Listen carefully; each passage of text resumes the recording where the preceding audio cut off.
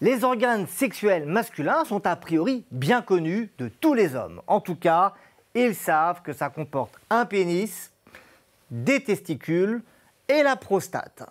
Mais quand on creuse un peu, il y a pas mal de choses étonnantes. Alors dans cette émission, on va vous révéler les dessous du fonctionnement de ces organes, mais aussi des hormones qui les gouvernent. Bonjour et bienvenue dans PUMS.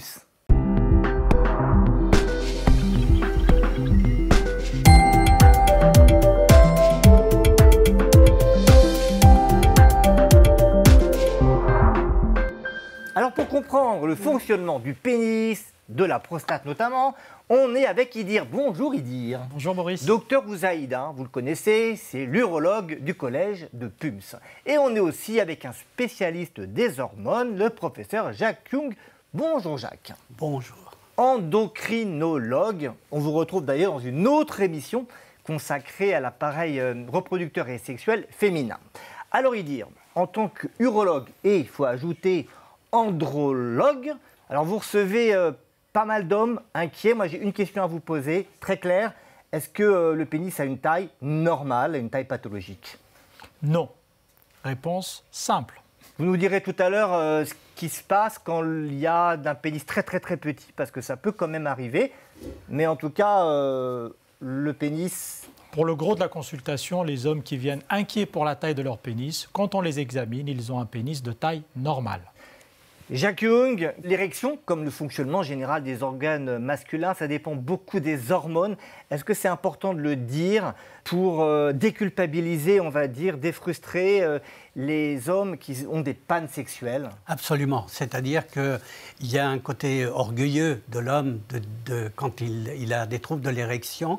Et c'est important qu'il comprenne qu'il y a toute une série de maladies qui peuvent provoquer des troubles de l'érection. Et parmi ces maladies, il y a des maladies hormonales, comme les déficits en testostérone, quelle qu'en soit la cause. Et il y a des maladies non hormonales qui, je pense, vont être abordées par mon collègue. Donc c'est pas sa faute? C'est pas de sa faute, il faut consulter. Ça peut être un problème hormonal, il ne faut pas culpabiliser, il faut consulter. On y reviendra parce que dans cette émission, alors on ne va pas aborder les questions de genre, on va se concentrer sur la constitution et le fonctionnement des organes sexuels masculins et on fera un focus sur l'hormone de la masculinité, la testostérone. On verra avec notre invité si un traitement par la testostérone, ça peut être utile pour retarder le vieillissement ou booster la sexualité. Et on vous donnera en troisième partie tous nos conseils pour maintenir en forme vos organes sexuels masculins tout au long de votre vie. Alors venez avec moi y dire, on va présenter les organes sexuels masculins en détail. Mais avant cela, j'ai une question très simple, puisque la partie visible des organes sexuels, c'est le pénis. Et de chaque côté, ici, là, je ne sais pas si vous pouvez le voir, il y a deux boules. Et pour comprendre de quoi sont faites ces boules, excusez-moi, mais l'essentiel a été montré. J'ai une question pratique. Pourquoi un coup de pied dans cette zone, c'est si douloureux? Il doit bien avoir une raison. Les testicules contenus dans les bourses, qui est donc une enveloppe de muscles, ça me perturbe là. Non, vous n'êtes pas perturbé, voilà. Les testicules donc contenus dans cette enveloppe de muscles et de peau qu'on appelle les bourses ou le scrotum sont très innervés. Et donc, si on reçoit un coup sur une zone richement innervée, on peut avoir mal. Alors, on va regarder plus en détail l'anatomie. Comme on a tout démonté, on va regarder ça sur une figure, toute cette anatomie des organes masculins. Bien sûr, il y a, comme on vient de l'évoquer, les testicules qui sont l'usine de fabrication des spermatozoïdes. Si on imagine ça comme un fleuve, on part des testicules avec un conduit qui commence, qui s'appelle l'épididyme. L'épididyme, c'est un organe à la fois de stockage, de maturation et de conduction des spermatozoïdes qui vont rejoindre la voie génito-urinaire, au départ génitale, puis un carrefour urinaire et génital. Tout le long du chemin, il va y avoir la prostate et les vésicules séminales qui vont sécréter le gros du liquide séminal. Donc pour résumer, le sperme égale spermatozoïde plus liquide séminal, et bien sûr le tout cheminant dans le canal de l'urètre, en fin du rapport sexuel pour conduire à l'éjaculation. Alors on voit qu'il y a le scrotum qui entoure les testicules. On voit aussi l'urètre. Alors l'urètre, c'est l'appareil urinaire, c'est par là qu'on fait pipi. Dans le jargon, on parle d'un carrefour génito-urinaire, c'est-à-dire qu'il laisse passer à la fois l'urine et le liquide spermatique. Alors la question que tout le monde se pose, on va s'asseoir pour vous laisser réfléchir, parce que c'est une question compliquée, c'est est-ce que lors d'un rapport sexuel, on peut uriner en même temps? Alors la nature est bien faite, soit c'est l'un, soit c'est l'autre, c'est-à-dire qu'il y a un système de régulation, un peu comme un rail, comme des chemins de fer, soit c'est l'émission de sperme, soit c'est l'émission d'urine, mais pas l'un au moment de l'autre. Là, vous avez répondu clairement sans réfléchir, donc ça a l'air d'être scientifiquement prouvé. Oui, monsieur. Cliniquement confirmé. Jacques, les testicules, Idir l'a dit, ça fabrique les spermatozoïdes, mais ça fabrique aussi des hormones. Absolument. Ça fabrique des hormones. La principale, la vedette, c'est la testostérone, évidemment. Je pense que ça va être développé au cours de l'émission. Mais il y a quelque chose que parfois on connaît moins bien, c'est que le testicule, ça fabrique une hormone féminine, qui est l'estradiol. Et cette hormone est essentielle pour la santé osseuse de l'homme, sans quoi il fait une ostéoporose. Et c'est aussi essentiel pour un bon équilibre métabolique, sans quoi on peut faire des troubles métaboliques, des maladies métaboliques, et qui peuvent altérer à long terme la santé de ces hommes. Donc les femmes ne sont pas les seules à fabriquer des œstrogènes, l'œstradiol. Les hommes fabriquent aussi de l'œstradiol. Ça, c'est l'information PUMS. Alors, quand on annonce une grossesse, la première question qu'on se pose, c'est est-ce que c'est une fille ou est-ce que c'est un garçon? Comment devient-on un garçon?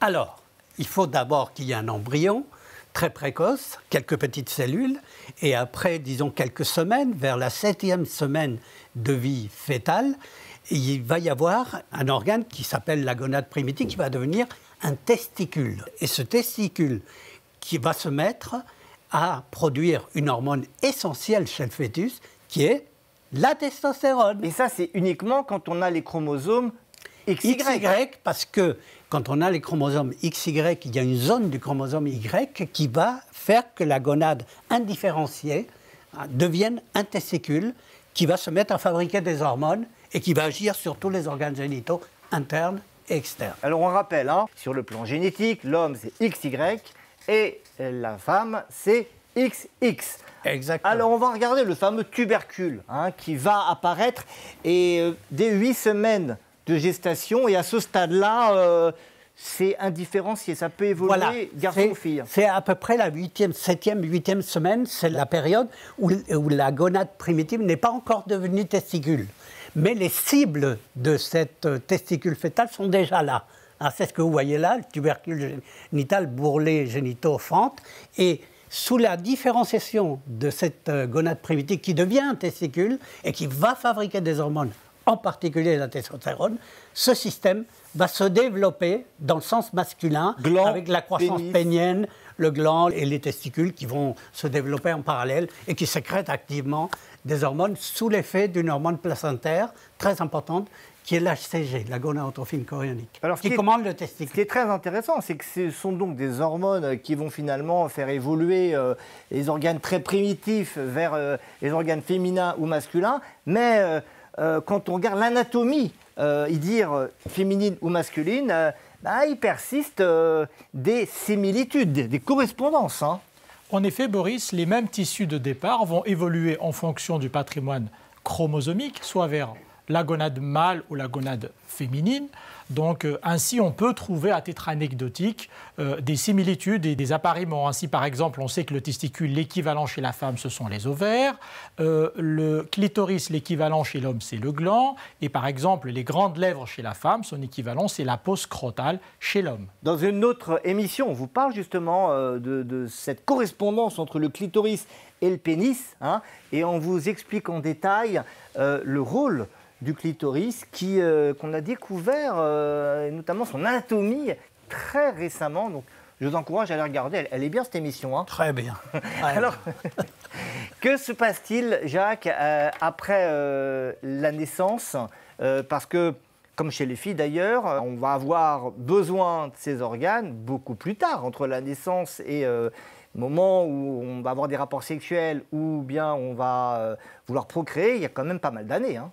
Absolument. Alors, ce qui se passe chez le garçon à la naissance, c'est qu'il se produit ce qu'on appelle une mini-puberté, c'est-à-dire le testicule fonctionne hormonalement pendant quelques mois et il s'éteint. C'est le silence de l'enfance. Et puis, il ne fonctionne pas parce que sa commande hypothalamo-hypophysaire, c'est-à-dire qui est dans le cerveau, c'est le cerveau qui commande les testicules par l'hypothalamus et l'hypophyse. Des glandes hormonales qui très importantes, mais on en parle ailleurs. Très importantes et qui commandent le testicule. Voilà. Et donc, pendant l'enfance, ces glandes qui commandent le testicule ne sont pas sécrétées. Et donc, le testicule a besoin, pour fonctionner, de ça. Et ça sera beaucoup plus tard, alors. Et ce sera au moment de la puberté que ça se réactive et ça se remet à produire ces hormones qui sont hypophysaires, qui sont très importantes pour amorcer le fonctionnement testiculaire dans les deux sens. On a évoqué la production des spermatozoïdes et la production d'hormones qui se font en parallèle au moment de la puberté. Ça, c'est la puberté. Là, il se passe beaucoup de choses. Absolument. Racontez-nous ce qui se passe, parce que c'est à ce moment-là aussi qu'on va produire les spermatozoïdes. Il faut 72 jours pour fabriquer un spermatozoïde. Et les testicules en produisent des quantités absolument phénoménales. On dit 100 millions de spermatozoïdes par millilitre de sperme. C'est quoi cette usine à spermatozoïdes ? C'est une usine à spermatozoïdes qui est hormonodépendante. Je le revendique. Donc, effectivement, comme je vous l'ai dit, le testicule ne fonctionne pas tout seul. S'il n'y a pas ces hormones du cerveau, de l'hypophyse, le testicule est incapable de produire des spermatozoïdes et les hormones, la testostérone, d'où les comportements que vous venez de voir, qui sont testostérone dépendantes. Et ces deux choses se font sous l'effet du contrôle du cerveau qui se réactive à la puberté. Alors la découverte du rôle des spermatozoïdes dans la fécondation, ça remonte au XVIIIe siècle. Et ça s'est fait de façon assez cocasse. Je voudrais vous montrer l'expérience qui a été faite par Spallanzani, c'est un biologiste italien. Il a eu l'idée de mettre des petites culottes à des grenouilles mâles. Il a constaté que les grenouilles ne réussissaient pas à féconder leurs femelles. Ben oui, parce que le sperme restait dans la culotte et il n'entrait pas en contact avec les œufs. Donc voilà comment on découvre la biologie. Alors vous disiez... les hommes vous consultent parce que parfois ils ont l'impression que leur pénis n'est pas suffisamment grand. On imagine bien que les troubles de l'érection, c'est un problème qui les inquiète. Comment ça se passe l'érection ? Alors l'érection, la stimulation sexuelle entraîne un afflux de sang dans les corps érectiles qui sont contenus dans le pénis, les corps caverneux et le corps spongieux. Cet afflux de sang aura pour conséquence l'augmentation de la taille du pénis qui est gorgé de sang. Alors on va regarder ça en images, parce que vous mentionnez pas mal de termes anatomiques, notamment les corps caverneux. Les corps caverneux et les corps spongieux, ce sont des corps érectiles, ce ne sont pas des muscles. Cavernosum, Exactement. Ce sont des éponges qui vont se gorger de sang. Cet afflux de sang aura pour conséquence l'augmentation de la taille du pénis en longueur, en largeur et surtout en rigidité, ce qui donne l'aspect rigide du pénis, autrement dit la verge. La verge, c'est le pénis en érection. En érection. Alors dites-nous maintenant, il y a quand même des situations où le pénis, l'érection est faible. C'est pathologique, non ? Lorsque l'érection n'est pas assez forte pour avoir un rapport sexuel satisfaisant, que ce soit en fréquence ou en longueur ou en plaisir, entre guillemets, évidemment, il y a donc un trouble de l'érection. Si ce trouble-là persiste, il faut évidemment consulter. On a parlé de la taille du pénis, mais il y a aussi des formes pathologiques du pénis ou de la verge quand il y a érection. De la déformation, en particulier par exemple la maladie de la péronie. Regardez ici, en image. La maladie de la péronie, comme vous pouvez voir illustré sur cette image, c'est une déformation, une coudure du pénis liée à la formation d'une plaque de fibrose, enfin de la fibrose. C'est dur, c'est calcifié, c'est dur, même à la palpation, ça ne se voit pas évidemment au repos, ça peut se palper, mais l'effet se voit surtout en érection, puisque le pénis est coudé. Et ça soigne ça? Comment on fait pour redonner une forme plus habituelle au pénis? Il y a des traitements médicaux, hein, de la rééducation avec du vacuum. Il y a des injections de PRP, qui est un plasma de l'homme qu'on va prélever. PRP. PRP. C'est pas une hormone, ça, hein? À ma connaissance.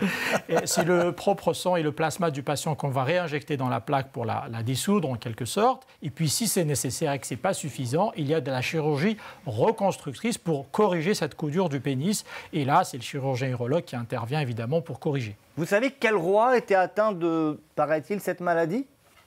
Eh bien, le roi Henri II. Hein, et sous les conseils de son médecin, il a dû adopter des positions sexuelles adaptées pour pouvoir assurer sa descendance. Bon, c'était la petite page d'histoire. Et donc, surtout, on vous le redit aujourd'hui, si vous êtes atteint de ce type de problème, il faut en parler. Est-ce que d'autres organes peuvent être mal formés dans cet ensemble d'organes de l'appareil reproducteur? On a parlé des testicules.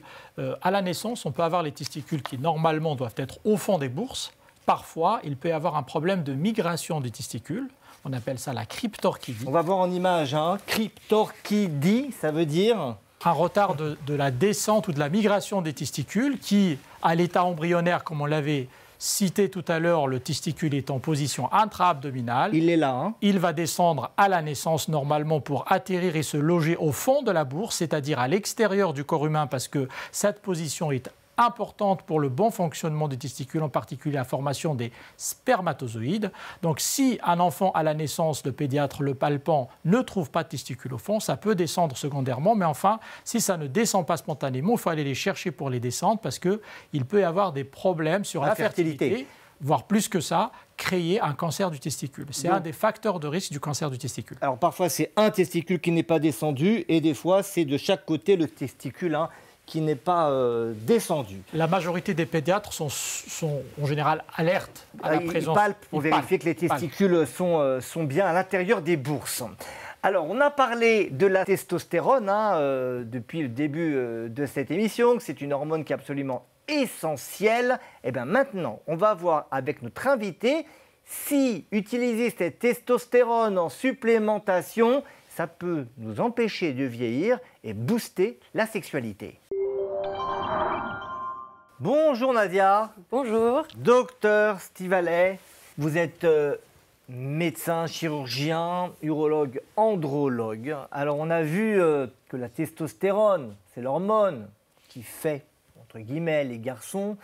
Et par conséquent, elle est bien souvent associée à l'idée de virilité. Alors la virilité, l'image qu'on s'en fait un peu évoluer. On a ici une représentation de la sculpture David de Michel-Ange, la petite page culture, art de Pums. Et on a fait plus de 145 des représentations sculpture, dessin, peinture, des représentations de pénis. Alors ce qui est intéressant, c'est que dans les critères de beauté à l'époque, c'était un petit pénis qui représentait la beauté masculine. Ça a bien changé. Aujourd'hui, l'idée de l'homme viril, c'est un gros pénis qui témoigne aussi d'une grosse quantité de testostérone. Alors ma première question, c'est est-ce qu'il y a un lien entre la quantité de testostérone qu'on fabrique et la taille du pénis? Est-ce que si on fabrique beaucoup de testostérone, on aura un grand pénis et inversement? Alors, non, pas directement. Elle est impliquée dans la croissance du pénis puisque pendant la puberté, elle entraîne le développement des organes génitaux. Maintenant... On ne peut pas dire que grand pénis, ça veut dire beaucoup de testostérone et inversement. Non, en tout cas, on ne l'a pas prouvé. Alors, c'est la première idée reçue, en tout cas, qu'on démonte. On va en démonter plein d'autres. Il y en a plein sur ce sujet de la testostérone. Première chose, seuls les hommes ont de la testostérone. Vrai ou faux? Non, faux. Les femmes ont de la testostérone? Les femmes ont aussi de la testostérone. Alors, elles en ont 10 fois moins, mais elles en ont aussi. Et à quoi ça sert chez la femme? En fait, la testostérone, on l'associe beaucoup justement à l'homme et à sa sexualité, mais en fait, elle joue beaucoup d'autres rôles. Elle joue notamment dans le désir sexuel, ce qu'on appelle aussi la libido. Elle va jouer dans la masse musculaire et la force musculaire, dans la densité osseuse. Elle va jouer aussi sur l'humeur. Elle a une activité psychostimulante. Et elle joue aussi sur la pousse des poils et des cheveux, par exemple. Et chez la femme, elle joue aussi un rôle pour ces différents symptômes, ces différentes fonctions? Alors, chez la femme, les rôles de la testostérone sont moins bien définis que chez l'homme. Elle aurait aussi, chez la femme, un rôle justement dans le désir et dans la lubrification, mais c'est des rôles qui sont beaucoup moins démontrés et évidents chez la femme que chez l'homme. Alors, deuxième ou troisième idée reçue, le déficit en testostérone peut donner des seins chez l'homme. Alors oui, effectivement, un déficit en testostérone peut entraîner ce qu'on appelle une gynécomastie. C'est en fait l'augmentation de la glande mammaire chez l'homme, secondaire à un déficit en testostérone. C'est un des signes de déficit en testostérone. On peut aussi avoir des symptômes un peu comme une dépression. C'est pour ça d'ailleurs qu'on ne s'en rend pas tout de suite compte, comme de la fatigue, des troubles du sommeil, de la concentration, même des troubles de la mémoire. La prise de poids est aussi un symptôme avec une faiblesse musculaire. Et puis les hommes parfois vous disent aussi qu'ils ont l'impression qu'ils doivent se raser moins souvent parce qu'en fait les poils repoussent plus lentement. Ça c'est pratique quand on a envie d'avoir une peau lisse. Voilà. Mais c'est un symptôme qui doit alerter. Idée reçue suivante. Prendre de la testostérone, mais ça semble un peu certain. Ça booste les érections. Vrai ou faux? Et pas tant que ça. La testostérone, elle a un rôle surtout sur le désir sexuel et effectivement secondairement aussi sur les érections. Mais si vous avez une testostérone normalement sécrétée, le fait d'en prendre plus ne va pas booster les érections. Ça c'est important. Donc ça ne donne pas une puissance extraordinaire pour avoir une meilleure érection. Non. Alors en cas de difficulté à enfanter, maintenant on va parler de la fertilité puisque ça joue aussi un rôle pour la fabrication des spermatozoïdes, la testostérone. Alors, non? Pas totalement. C'est quand il y a un déficit de fonctionnement du testicule, il va y avoir un déficit de création des spermatozoïdes et un déficit aussi en testostérone. Et donc, on pourrait se dire qu'en donnant de la testostérone, on va rebooster le fonctionnement du testicule et de la fertilité, mais en réalité, ce n'est pas le cas. Ce n'est pas de la testostérone qu'il faut donner. Parfois même, ça peut être délétère pour la fertilité de donner plus de testostérone. Il faut donner d'autres dérivés hormonaux, justement, pour lancer la fertilité. Une autre idée, prendre de la testostérone, ça rend plus fort. Je crois que c'est à la base du dopage. Donc si on se dope à la testostérone, c'est que ça rend plus fort. Oui, mais alors là, il y a un gros mais. Oui, parce que ça va augmenter la masse musculaire et donc augmenter la force musculaire. Et chez la femme aussi bien que chez l'homme ou pas? Oui, chez la femme aussi, ça va entraîner une force musculaire plus importante. Et pourquoi vous dites un gros mais? Parce que le fait de prendre de la testostérone, ça, comme vous l'avez vu, comme on l'a dit, ça a une action sur plein d'autres choses en même temps. Et à l'heure actuelle, c'est très facile de se procurer des anabolisants et de plus en plus, c'est utilisé pour le dopage. Mais en fait, le fait de prendre anabolisants, je vous coupe parce que vous avez dit un mot que tout le monde ne connaît pas forcément. Effectivement. Anabolisants, c'est la testostérone et les dérivés de la testostérone. Qui sont vendus pour booster justement la force musculaire et booster les capacités sportives. Et depuis ces dernières années, c'est plus facile qu'avant de s'en procurer. Et par contre, les jeunes qui en prennent pour faire par exemple de la musculation ne sont pas toujours informés des risques que ça va entraîner. À court terme, ça peut entraîner des risques de thrombose, donc de caillots dans les vaisseaux. Et ça peut entraîner des risques aussi cardiaques. Et ce qu'on ne dit pas, c'est qu'à long terme, ça peut entraîner des risques aussi sexuels et sur la fertilité. Alors expliquez-nous ça, parce que c'est évidemment contre-intuitif.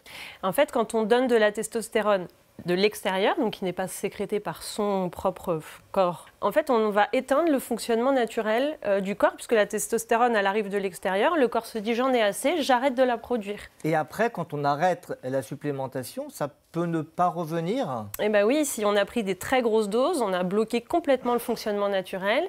Parfois, la fertilité peut prendre jusqu'à 1 an avant de revenir, mais parfois, elle ne revient pas. Et pareil pour la libido, le désir sexuel et par extension les érections peuvent mettre très longtemps à revenir, voire ne pas revenir du tout. Et ça, les gens qui prennent ces substances ne sont pas au courant. Et je pense que c'est très important que les personnes soient informées avant d'en prendre, savoir ce que ça va impliquer. Et surtout, derrière, dépister et aider les gens qui en ont pris au sevrage et essayer de les aider à récupérer cette fertilité et cette sexualité. Alors messieurs, les sportifs de haut niveau, les bodybuilders, pas de testostérone pour renforcer vos muscles, vous avez vu que les conséquences, même pour votre qualité de vie, vie sexuelle, fertilité, peuvent être désastreuses. Il y a une autre idée qui circule, c'est que manger du bœuf ça fait augmenter la testostérone, la viande rouge. Eh ben non, désolé, la viande rouge ne fait pas augmenter la testostérone. Et en règle générale, on n'a encore identifié aucun aliment ou complément alimentaire qui aurait cet effet-là. Et si on mange trop riche en graisse, est-ce que ça va plutôt augmenter la testostérone ou la diminuer? Non, alors non, effectivement, c'est une bonne question aussi. Le fait de manger trop gras et donc d'entraîner un surpoids, voire une obésité, ou consommer par exemple trop d'alcool, ça peut entraîner au contraire une baisse de la testostérone et un déficit. Alors l'alcool, qui est parfois utilisé pour se désinhiber et avoir éventuellement une vie sexuelle très imaginative. Et là, vous nous dites l'alcool. Consommation excessive d'alcool, ça peut bloquer finalement le fonctionnement de la testostérone avec potentiellement des conséquences aussi sur la libido alors. Voilà, mais à des doses non recommandées, à des doses plus importantes et de façon assez chronique. Le binge drinking, c'est-à-dire boire 6-7 verres pendant une soirée de façon rapprochée, ça suffit pour bloquer la testostérone ? Non, mais on va quand même pas le recommander. Voilà. Alors, parlons de l'andropause. L'andropause, on entend dire que c'est la ménopause des hommes. Il y a énormément de magazines, grand public, masculins, qui en parlent. On sait bien qu'à la cinquantaine, les femmes, de manière inéluctable, vont aller vers la ménopause. Elles vont être suivies par leur médecin, sage-femme, gynécologue. Et si des symptômes surviennent, éventuellement, il y a des traitements proposés. Est-ce que nous, les hommes, on ne devrait pas consulter aussi un urologue ou un andrologue à partir du même âge en se disant que peut-être il y a baisse de la testostérone avec l'âge et qu'il faut faire quelque chose? Alors, c'est un peu différent en fait chez l'homme. Chez la femme, c'est vraiment inéluctable. Ça arrive quoi qu'il arrive. Chez l'homme, c'est un déficit qui peut apparaître mais qui n'est pas constant. C'est vrai que la fréquence d'apparition va augmenter avec l'âge et ce à partir de 50 ans, mais ce n'est pas du tout systématique et c'est pour ça d'ailleurs que nous les andrologues, on a enlevé le terme andropause du vocabulaire qui définirait quelque chose de systématique. Donc il n'est pas nécessaire de consulter dès l'âge de 50 ans parce que ce n'est pas quelque chose qu'on va retrouver chez tous les hommes et en plus tous les hommes ne vont pas forcément avoir des symptômes de ce déficit androgénique. Donc en fait c'est important que les hommes connaissent les signes qui doivent les faire consulter, sachant qu'on a vu que ce n'était pas forcément des signes uniquement sexuels. D'ailleurs, il y a un outil qu'on peut retrouver sur Internet qui est le questionnaire ADAM, A-D-A-M. C'est très facile à remplir, c'est une dizaine de questions. Et si on n'ose pas consulter tout de suite, c'est un questionnaire qui peut nous aider à savoir si on a ces signes de déficit androgénique. Et alors, dans ce cas-là, consulter un spécialiste. Ces signes, ils sont assez classiques, assez banals finalement. C'est une réduction de la libido, des troubles d'érection, la fatigue, c'est ça? Oui, de la fatigue, on n'arrive pas à dormir, on n'arrive plus à se concentrer, à mémoriser des choses, on se sent un peu déprimé et puis on prend un peu de poids, on est moins en forme. Et du coup, comme c'est pas très spécifique en fait, Ça comme peut symptôme, ressembler à de la dépression, voilà, à de l'anxiété, du burn-out. Oui, aussi. Donc, avant de dire que c'est un déficit en testostérone, il faut vraiment avoir des arguments. Et le questionnaire que vous avez mentionné permet d'être orienté. Là, on a parlé des symptômes de déficit en testostérone. Est-ce que chez l'homme, on a, comme chez la femme, un moment où on n'a plus de possibilité de procréer? On a vu dans une autre émission, on parlait de l'appareil reproducteur féminin que, de manière inéluctable, on va perdre les capacités à tomber enceinte parce que finalement les ovocytes vont petit à petit disparaître. Est-ce que chez l'homme, c'est la même chose? Est-ce que les spermatozoïdes, à un moment donné, il n'y en a plus? Non, en fait, en tout cas pas de manière systématique. Chez l'homme, ce qui se passe, c'est qu'au bout d'un moment, la commande au niveau du cerveau de cet axe de sécrétion et puis la capacité des testicules aussi à synthétiser des spermatozoïdes vieillit en fait avec l'âge, mais l'homme continue à sécréter des spermatozoïdes et donc par extension peut continuer jusqu'à très tardivement à avoir des enfants. On n'a pas un stock de spermatozoïdes qui va petit à petit diminuer, comme ça se passe chez la femme. Terminons avec le traitement justement des symptômes. Si on a des symptômes, qu'on pense que c'est, je ne parlerai pas d'andropause, puisqu'il ne faut pas utiliser ce terme, mais une baisse de testostérone qui en est responsable, est-ce qu'on peut être amené à prendre de la testostérone, non pas encore une fois pour se muscler et faire du bodybuilding, mais juste pour se sentir mieux? Oui, tout à fait. Alors, encore une fois, c'est pas parce que sur la prise de sang, il y a un déficit en testostérone qu'il faut forcément donner un traitement. C'est important. Le résultat de la prise de sang ne suffit pas pour dire oh, c'est en dessous de la norme, donc je vais prendre un traitement. Non, tout à fait. Si l'homme n'est pas gêné par cette baisse hormonale, il n'y a pas de raison de donner un traitement. En plus, ce n'est pas un traitement anodin. Il y a quand même certains risques, puisqu'on a vu que la testostérone agissait sur plusieurs choses. Donc, il y a finalement un rapport entre le bénéfice que ça va apporter versus le risque lié au traitement, même si c'est un risque contrôlé. Donc, un homme qui va être gêné par ce déficit et avoir une confirmation biologique de celui-ci, on va lui proposer tout simplement de prendre de la testostérone, mais à des doses physiologiques, c'est-à-dire à des doses normales pour le corps humain. Et ça implique avant, bien sûr, de dépister les potentielles contre-indications. Cancer de la prostate, par exemple. Hein. Cancer de la prostate et cancer du sein aussi. Alors, chez l'homme, parce que ça existe. Ça existe. C'est rare, mais ça existe. Contre-indication, cancer de la prostate, c'est pas forcément une contre-indication absolue, mais par contre, il faut qu'il soit vraiment traité et guéri. Parce qu'on suspecte toujours, on craint toujours que la testostérone fasse pousser des cellules cancéreuses qui seraient encore présentes. Hein. Voilà, tout à fait. Alors après, il y a d'autres contre-indications, notamment chez les patients qui ont un peu trop de globules rouges dans le sang. Ils pourraient avoir justement des risques de caillots. Donc ça, on le dépiste par une première prise de sang. Et ensuite, on informe bien le patient et surtout, on le suit. C'est-à-dire qu'un patient qui a un traitement, qui a de la testostérone, il est revu régulièrement par son urologue, tout comme la femme. Quand elle prend un traitement hormonal substitutif, elle voit son gynécologue. Donc ne pas banaliser ce traitement hormonal par la testostérone, avec toujours la question du rapport bénéfice-risque. Qu'est-ce que ça m'apporte? À quel prix? Quels sont les risques que je prends? Voilà. Merci beaucoup Nadia de nous avoir raconté la testostérone.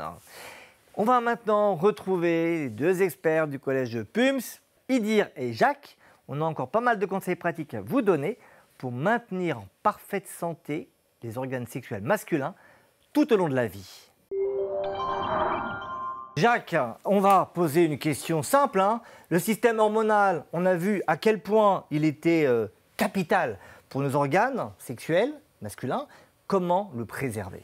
Alors, en ayant une bonne santé, en n'étant pas obèse, déjà, parce que l'obésité, ça fait diminuer la testostérone par des mécanismes qu'on n'a pas le temps de détailler ici, mais ça dégrade aussi l'état général du patient qui rend la libido moins performante et l'activité sexuelle moins performante. Alors, juste sur ce sujet-là, on rappelle que l'obésité est une maladie chronique. Absolument. Et qu'il ne s'agit absolument pas de vous dire de stigmatiser les personnes en situation d'obésité. Ce qu'on vous dit, c'est que si vous êtes en situation d'obésité, il faut consulter et il y a des traitements pour cela. On a même montré que quand c'était nécessaire, la chirurgie bariatrique pouvait améliorer la fonction sexuelle. Absolument, et ça fait monter la testostérone. Ça a été démontré aussi. Donc c'est peut-être relation de cause à effet, mais il y a probablement la chirurgie bariatrique des effets plus complexes qui améliorent la sexualité. Et quelque chose à laquelle on pense moins chez les hommes que l'obésité, c'est la maigreur. Et il y a une tendance masculine actuelle à des hommes qui veulent être minces, de plus en plus minces, qui font beaucoup de sport sans compensation calorique par l'alimentation.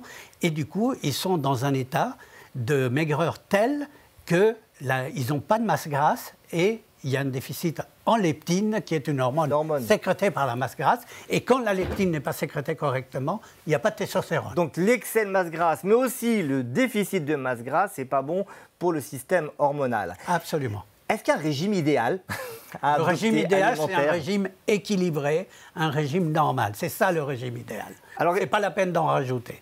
Alors, je voudrais vous montrer quelques informations qu'on peut recueillir sur Internet, sur les réseaux sociaux et vous faire réagir sur des moyens pour booster la testostérone. Premièrement, essayez de faire de la musculation. Est-ce que la musculation va booster la testostérone ? Pas directement, mais en diminuant la masse grasse, éventuellement, ça peut, disons, améliorer la testostérone. Mais tout à l'heure, vous nous avez dit que si on fait trop de sport... Oui, mais c'est du sport. Si on a des apports caloriques en alimentation adaptés au sport, il n'y a aucun problème. Deuxième conseil, garde tes niveaux de stress et de cortisol le plus bas possible. Alors le cortisol, c'est une hormone qui n'a rien à voir, enfin, en tout cas, c'est une hormone qui vient des surrénales. Est-ce que être moins stressé, ça permet de booster la testostérone ? C'est difficile à dire. Il y a des maladies où il y a beaucoup de cortisol et qui fait baisser la testostérone, mais c'est des maladies extrêmement rares. Des maladies. C'est des maladies. Mais le stress quotidien, est-ce que ça fait baisser ou monter la testostérone? Je pense que c'est accessoire. Voilà. Pas quelque chose de Troisième recommandation, expose-toi suffisamment au soleil ou prends des compléments alimentaires riches en vitamine D. Pourquoi Aucun effet. Aucun effet. Ça, c'est fake news total. Ah oui, ça a été démontré d'ailleurs. Dernière recommandation, je crois qu'il y en a encore une. Prends des compléments alimentaires, minéraux et vitaminés. Aucun effet, mais méfiance, parce que parfois dans le terme compléments alimentaires et vitaminés, parfois il y a de la testostérone, il y a des anabolisants. Ah, ça s'appelle du dopage. Bon, en tout cas, vous êtes clair sur ce qu'il faut faire ou ne pas faire pour booster la testostérone. Juste avant de vous laisser partir, parce qu'on m'a dit que vous aviez une urgence endocrinologique, qu'est-ce qui se passe dans ce couple? Quand deux personnes sont attirées, est-ce qu'il y a des modifications de fabrication des hormones, notamment de la testostérone chez l'homme? Je ne dirais pas ça comme ça, je pense qu'il n'y a pas grand-chose. Par contre, ce que je dirais, c'est que cette scène, très jolie, ne serait pas possible s'il n'y avait pas d'hormones masculines chez l'homme ou féminines chez la femme. Donc elles sont là pour permettre ça. Mais ça ne va pas modifier de façon considérable. C'est anecdotique. Donc on ne se met pas dans cette situation pour faire fabriquer la testostérone. Non, et en revanche... on se met comme ça parce qu'on aime son partenaire. Merci beaucoup, Jacques Young. On vous laisse partir parce que vous Merci. avez une urgence. Absolument. Et donc, on va poursuivre avec Dr Idir Ouzaïd avec des questions concernant l'hygiène. Est-ce qu'il y a une hygiène particulière à adopter pour garder ses organes sexuels en bonne forme? Oui, Boris, comme tout le reste d'ailleurs, on apprend aux enfants à se laver, y compris leur sexe masculin. Donc dès l'âge de 2 ou 3 ans, on pourrait apprendre aux enfants à se laver, se décaloter sans forcer, de l'eau et du savon, puis sécher et recaloter. Alors Idir, venez avec moi, on va répondre à des questions très concrètes pour maintenir en parfaite santé nos organes génitaux externes masculins. Première question, comment on lave? Comment on nettoie le pénis et les bourses? Au même titre que le reste du corps, de l'eau, du savon bien séché. Alors est-ce qu'il y a des savons particuliers? Est-ce qu'on peut utiliser le savon de Marseille par exemple? On peut utiliser le savon de Marseille, mais il n'y a pas de recommandation particulière à utiliser des produits particuliers. Parce que pour la toilette féminine, il y a pas mal de produits d'hygiène intime. Là encore, donc chez l'homme, non. Pas de recommandation spécifique. Alors, c'est important chez l'enfant de commencer à apprendre à avoir une bonne hygiène. Quels sont les grands messages pour les parents? En effet, chez le petit garçon, on peut lui apprendre à se laver dès l'âge de 2-3 ans, en se décalotant légèrement, en se lavant avec de l'eau et du savon, bien séché, puis se recaloter. Alors malgré une tentative de décalotage, des fois c'est difficile, et c'est le phimosis, c'est ça? Le phimosis, en effet, Boris, le phimosis, c'est une impossibilité de se décaloter. Alors c'est naturel lorsqu'on est un petit garçon, et au fur et à mesure de l'âge, ça se détend, et le prépuce arrive à s'élargir pour laisser apparaître le gland de l'homme. Vers quel âge? En général, chez l'enfant, c'est normal. Au-delà de 6-7 ans, si on n'arrive pas à se décaloter, il est conseillé de consulter soit un urologue, soit un chirurgien pédiatre pour voir si c'est vraiment un phimosis. Et là, on peut proposer des solutions. Donc on ne tire pas dessus Surtout pas de décalotage forcé de la part des parents en essayant de faire la toilette. Ça peut faire mal d'une part et d'autre part, ça ne règle pas le problème. Alors il y a la circoncision dont il faut parler. Est-ce que c'est un geste, au-delà de la signification religieuse, est-ce que c'est un geste intéressant pour la santé? Oui, ça peut aider à régler le problème du phimosis, par exemple, lorsque les traitements médicamenteux à base de dermocorticoïdes ne suffisent pas. Ça peut être aussi, ça a été rapporté comme étant un élément qui réduit la transmission des infections sexuellement transmissibles. Alors justement, il faut qu'on donne maintenant des conseils pour éviter ces infections sexuellement transmissibles, ce qu'on appelle les IST. L'OMS, l'Organisation mondiale de la santé, estime que chaque jour dans le monde, 1 million de personnes contractent une IST.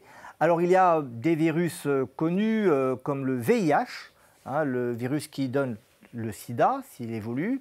Il y a aussi des hépatites virales qui peuvent se transmettre par voie sexuelle, l'hépatite B notamment. La syphilis, dont on pense que c'est une vieille maladie, mais on en voit parfois. Alors, est-ce que les préservatifs sont la solution contre toutes ces infections sexuellement transmissibles? On imagine que c'est une interface entre le sexe masculin et féminin et que ce serait ultra efficace? Ce n'est pas la panacée, c'est recommandé d'en mettre dans les rapports sexuels à risque, mais il y a aussi certaines choses qu'on pourrait faire, en particulier contre le papillomavirus, par exemple la vaccination des petits garçons et des petites filles. Le papillomavirus, le fameux HPV, qui est un virus qui aussi une infection sexuellement transmissible, et une vaccination est recommandée aujourd'hui chez les filles et chez les garçons. Alors les préservatifs, il faut dire qu'ils ont bien évolué depuis l'Antiquité. À l'époque, ils étaient fabriqués avec des membranes animales. Est-ce qu'aujourd'hui, on peut faire confiance à tout ce qui est proposé sur le marché pour se protéger et protéger son partenaire? Globalement, oui. Alors, il y a des normes, bien sûr, en particulier en Europe. On connaît bien le marché européen et les normes européennes. Il y a juste une particularité, c'est les personnes qui sont allergiques au latex, l'homme ou la femme, où il faut faire attention puisqu'il y a des préservatifs qui ne sont pas faits en latex. Deuxième élément important comme message à passer, si on doit utiliser un lubrifiant, mieux vaut utiliser un lubrifiant à base d'eau. Et des huiles essentielles? Pas du tout. Parce qu'en général, on les décommande ici à Pums, en particulier chez les femmes, c'est ce que nous disait notre experte gynécologue, chez l'homme aussi. Également, on déconseille. Alors, on va parler maintenant des troubles de l'érection. Bien sûr, ça peut être lié à un problème hormonal. Donc, dans ce cas-là, il faut remplacer les hormones manquantes. Mais si on ne trouve pas le problème hormonal, est-ce qu'on peut agir dessus ou guérir ce problème? Alors, il y a toujours des solutions. Mais il faut d'abord comprendre le mécanisme de l'érection et le mécanisme du problème de l'érection. Globalement, pour simplifier, vous avez tout ce qui est psychologique, soit un stress, soit un problème de relation, soit c'est un stress au travail qui retentit sur la sexualité, en particulier donc l'érection, soit un problème plus complexe, organique, où le trouble de l'érection est juste un signe dit sentinelle, un signe révélateur d'une pathologie plus grave, soit le diabète, soit une pathologie cardiovasculaire par exemple, ou un problème endocrinien qu'il faut rechercher systématiquement. Globalement, pour simplifier, les problèmes psychologiques ou psychogènes, c'est plutôt les hommes jeunes, et les problèmes organiques, plus complexes, souvent c'est des personnes au-delà de 50 ans. Donc on va se rasseoir, mais ce qu'on comprend, c'est qu'un problème, trouble d'érection, problème d'impuissance, ça ne se traite pas uniquement avec des mesures générales, mais il y a parfois des pathologies vraiment à aller détecter. On va parler de la fertilité maintenant. Il y a un conseil simple pour tous les hommes. Attention à la température au niveau des testicules. Regardez cette image, c'est l'importance des sous-vêtements. En effet, pour qu'il y ait une bonne fertilité, les testicules sont à l'extérieur du corps puisque la bonne fabrication spermatozoïde nécessite une température des testicules légèrement inférieure à la température corporelle. Et on l'a dit tout à l'heure, c'est pas pour rien que les testicules sont à l'extérieur de l'abdomen pour être à une température plus faible que celle intracorporelle. Donc on déconseille des bains chauds à répéter par exemple, le travail avec l'ordinateur sur ses genoux, des vêtements trop serrés où on peut artificiellement augmenter la température des testicules, ce qui peut avoir une conséquence néfaste pour la spermatogenèse. Donc une bonne température pour vos testicules. On va terminer par quelques signes à surveiller et dire au quotidien et qui doivent faire consulter absolument si vous les constatez. On peut déjà s'auto-palper régulièrement les testicules à la recherche d'un nodule, par exemple, parce que ça peut être un signe révélateur d'un cancer du testicule. C'est recommandé de palper ces testicules, comme on demande par exemple aux femmes de palper leur sein régulièrement. En général, les hommes n'attendent pas les recommandations pour se palper les testicules, Boris. Mais pour les personnes qui ont eu, comme on l'avait signalé tout à l'heure, une cryptorchidie dans l'enfance ou des antécédents familiaux de cancer du testicule, là, il est recommandé de s'auto-palper régulièrement à la recherche justement d'un petit nodule, même non douloureux, qui nécessite un avis spécialisé chez un urologue. Donc, on a compris l'importance d'auto-palper ses testicules. Les regarder, c'est aussi quelque chose qu'on peut faire assez facilement. Est-ce qu'une asymétrie des testicules, c'est normal ou anormal ? Oui, c'est normal. Il est rare d'avoir des testicules parfaitement symétriques. Et est-ce qu'il y a d'autres signes qui doivent alerter ? La douleur, en général, lorsqu'on a une douleur testiculaire en particulier brutale, il faut aller consulter, ça peut être le signe d'une torsion du cordon spermatique. Toute rougeur du sang, par exemple, au niveau du sperme, doit nécessiter également, ou une douleur au moment des rapports d'éjaculation, doit nécessiter une consultation. Merci Idir pour toutes ces informations. Merci à vous de nous avoir suivis et surtout, n'oubliez pas notre pari, le pari de PUMS, le pari du collège des experts de PUMS. Vous aider à vivre mieux et plus longtemps en bonne santé.